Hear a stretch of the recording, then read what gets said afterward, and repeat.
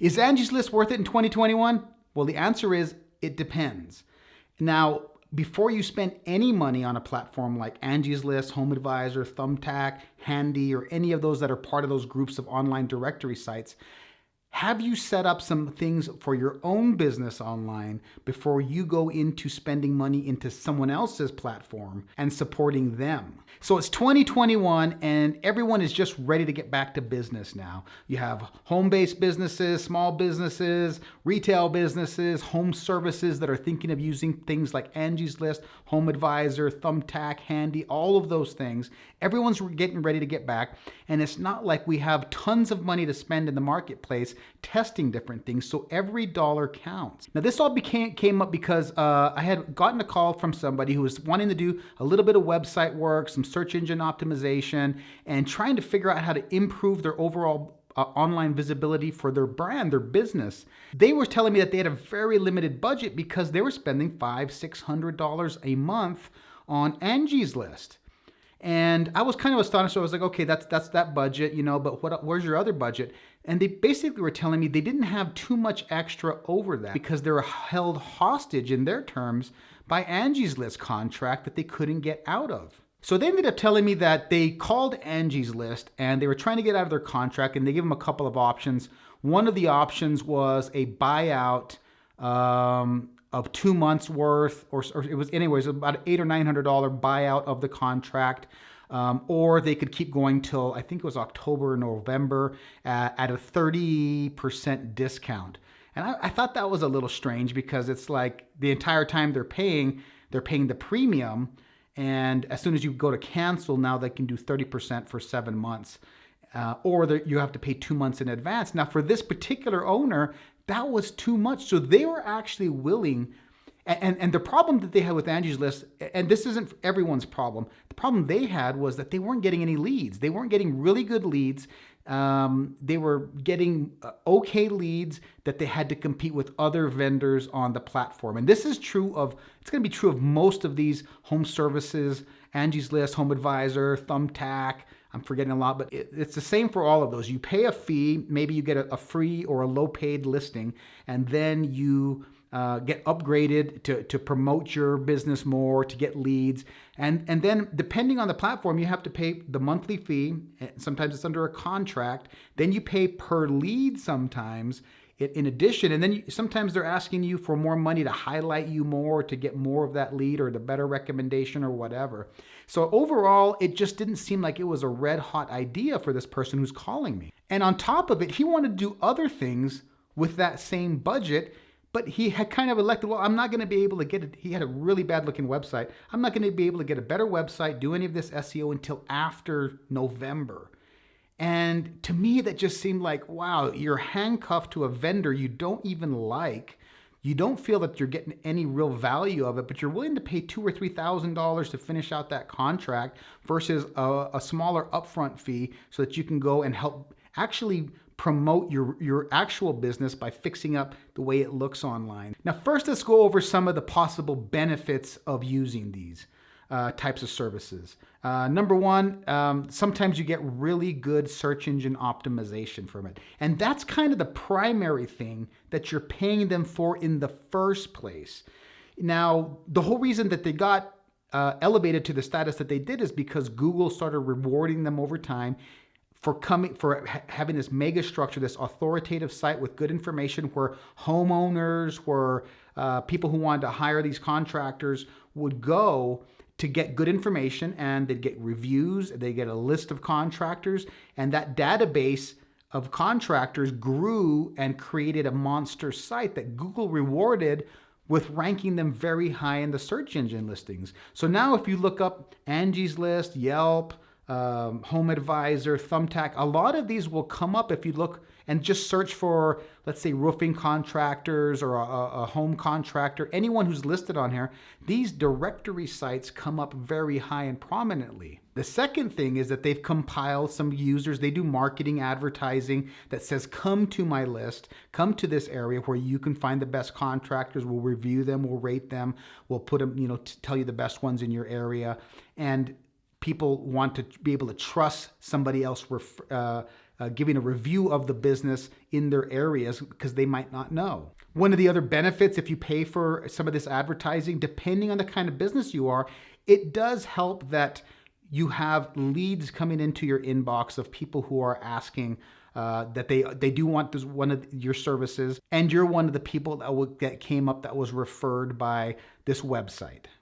And from there, though, there's a lot of potential negatives. Let's go over some of the negatives that happen with that right now today. And I'm talking about reviews that I've seen all over YouTube, all over forums that have to do with this, and some firsthand knowledge because I've been talking to clients and customers who have used Angies List all the way back close to when it started. And back then, quite honestly, it was kind of like a gold mine for a lot of businesses. If they got listed, people just trusted Angies List, for example. And if you got rated or recommended, or you're one of the top ones that was referred there or listed, you got good business back then. I knew some companies that were small, mom and pop type shops that got all of their business from Angies List. And then once they got it, they had a good solid customer base that would just come back for them and they didn't need to pay Angies List anymore. But since then, so many things have changed. Now it got purchased out. So it's kind of Home Advisor and Angie's List and this thing called Handy all under one company.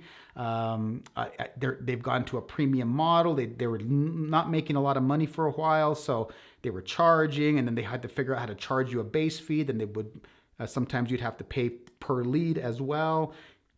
And then you're competing against 3, 5, 10 others, depending on how it works out, other vendors for that. And then when you're doing that, if you're competing with 5 or 6 or 7 vendors and you're just one of the many people, there's so many downsides to that. One is you don't know, you can't really bid the job effectively. You can just give an estimate. You don't know, you can't see the job site sometimes other than what the description that the customer gives you. You can't see what's really going on. You can't see if there's some potential extra charges that might come in or what it might cost you. So you end up becoming completely price competitive on these platforms. And that's what the customers start doing, unfortunately. They see the $1,000 bid versus the $800 bid versus the $700, and they always tend to go lower. And that's one of the unfortunate things about these is, like Amazon, you become primarily price competitive without any other ways to differentiate yourself. Another bad thing that I've heard a lot about some of these platforms right now that may be not worth it is that they get you into these contracts or these premium priced models and you're kind of stuck with it. And if it's your only budget, you feel handcuffed. What am I going to do? I don't have enough money to cancel and pay a 2 or 3 month fee up front just to get out of paying 10 months. So I end up being stuck in it. And I'd rather pay the smaller amount for 10 months and get very limited results, but I'm doing something advertising-wise, I guess. And one of the top things that's a negative about it, in my eyes, as being a digital agency owner and seeing a lot of businesses do very well and what they got going on, what they've done over the last 7, 8 years in lower markets and markets that are red hot, you're building someone else's brand. You're playing on their platform, meaning as long as you have money to pay Angie's List or Home Advisor, you get some sort of leads, you might get some business, but the second you stop, your brand ceases to exist on that platform. So you're not going to get those leads anymore. And then you go back to trying to figure out, well, what am I going to do now to get some leads, to get some visitors in? And if it's your only source of money and you haven't spent any time building up your business brand online, you get forced into another one of those situations with a different site that has traffic going to it because you've spent no time building up your own traffic to your own website or social media properties. You haven't worked on your own SEO, and you have no idea how to do marketing other than relying on one of these platforms to bring in the business for you. Now, here's some things that you could actually spend that same budget on, or before you get into an agreement with them. These are the things that you should make sure are set up, running well, and optimized, and that you have an understanding of it before you start spending some of this money on Angie's List. So should you actually think about working with one of these sites? I'd say it's when you have a pretty solid base and foundation for your personal business already. So if I'm a home service-based business, I want to make sure my website's set up right. I want to make sure it's designed well enough that if I'm paying to get people to come and look at my business or brand online, they like what they see. I can explain what kind of business I am. I can explain the differences between me and other type of businesses in my field. I might be price competitive. I might be a premium business. I might have some specialty techniques or things or designs that I use in my home services that actually someone would be interested in. But having that messaging on my website first and foremost is very important. A lot of businesses just throw up a plain or a Wix site or something that's really crappy looking, and when visitors get there, they're not impressed, and you're going to have a hard time competing against others in your market. Number two, I would say you have your search engine optimization. Get that in place first for just your own name, so that if someone sees your business listed somewhere on one of these home advisor or Angie's List, and they want to learn a little bit more, they start going and seeing where you're at, and they're going to search for your business name online. Some of these brand new businesses don't even get found for their business name. That's called search engine optimization, setting up your Google My Business profile, having some business listings, having the SEO set up for your website so that people find you for your business name first. Number three, you should actually have some of these listings. There's free business listings available all over the internet. This is a place that you can put your business name, phone number, address, and the description of your business, and a lot of these have free. I mean, there's hundreds of them, but probably there's about top 50 or 7 that you can focus on, and those are the places you can list your business for free. Google My Business is one of the first places you need to be on. And a lot of people know about that already, but some don't optimize it well enough by having good photos in there and making sure it's linked to things like your social media profiles and your website correctly. And it has a really good description of your business and why your business is different. And then social media setups and using social media as a platform to message out to people. No one loves, I shouldn't say no one. A lot of people aren't good at social media marketing naturally, and that's okay. Nor do a lot of people have the budget to spend for somebody to come in and do social media marketing for them. But it doesn't mean that that's not a skill you don't need to develop. You should develop that skill. It's just the messaging that you would put out to the public. How can they get to know, like and trust you if you're not out there in some sort of messaging, whether it's pictures of the job that you've done, you interacting with a customer or client, and or maybe taking some videos or some pictures of the work that you actually did. So if I was going to be looking up and I was going to be doing a job that required somebody from Angies List or Home Advisor or Thumbtack, and I want to see some images of the stuff that they do, and if I'm investigating them on social media, and I see that I can see their personality a little bit and they do good work, I'm going to definitely consider them over just some random listings and reviews. And that brings us to the last point of the things that you could focus on before doing other things: getting reviews.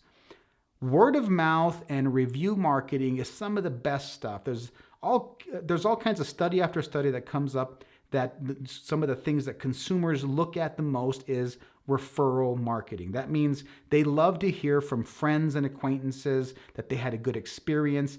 They love to see reviews on social media, Google My Business, or any of these other platforms. They love to see those stars things. And if you see 4 or 5 stars all over a particular company that you're considering using, that's basically a shoo-in. And on top of it, if a friend or someone, an acquaintance, refers that, or 1 or 2 does, it's a done deal. You're going to be using that business. And that's why it's very important to become a little bit of a marketer yourself in your own business.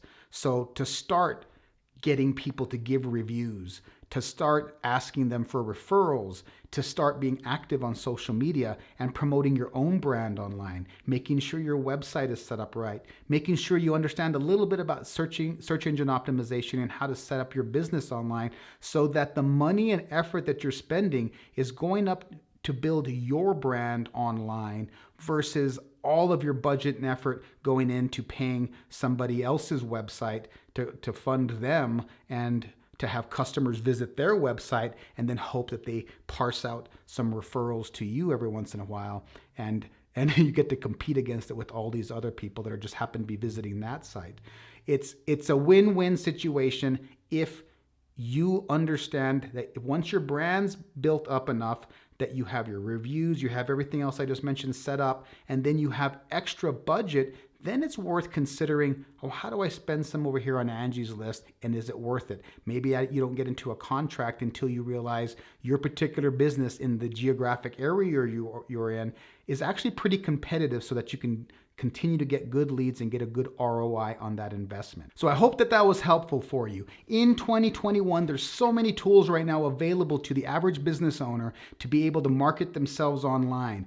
However, if you have a limited budget, you have to be careful about where you're putting that money. Do I think Angie's List and Home Advisor is the best place to put your money in right now? Probably not. But if you're going to use it, make sure that it is part of an overall strategy and that fits in, versus being the only place where you rely on getting your leads from, and making sure that you've built up your business profile online, that it's a healthy, before spending money on someone else's profile. Hope that helped. Thank you for listening to this Small Business Saturday. Every Saturday, we're going to be coming up with more of these. So thanks, and stay tuned. Leave a like, leave a comment about what your particular experience was with Angie's List or Home Advisor or any of these, and if you thought it was worth it. And every week, I'm actually going to be trying to highlight a new local business. This one's Limonata. I had lunch there today. It was a delicious place. Support local is a big thing of mine. So hit me up if you have a particular local business you'd like to see given a shout out on here. And thanks for watching. We'll see you next time.